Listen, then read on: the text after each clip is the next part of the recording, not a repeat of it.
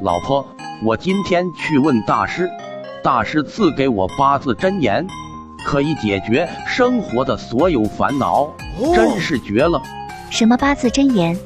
就是关我屁事和关你屁事，世间所有的俗事都可以用这8字真言解决。那我试一试。隔壁邻居2夫妻又吵架了，说要离婚，孩子那么小真可怜。关你屁事。小区外的篮球场要改为广场舞。关你屁事。我表哥买房子说钱不够。关我屁事。我弟弟快35岁了，还没有找到女朋友。关我屁事。大师果然是大师，这一下就解决了所有问题。这8字真言就没有解决不了的生活烦恼。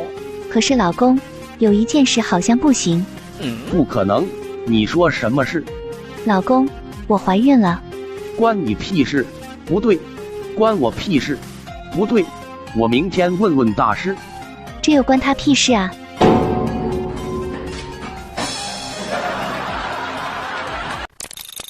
记得点赞订阅哦。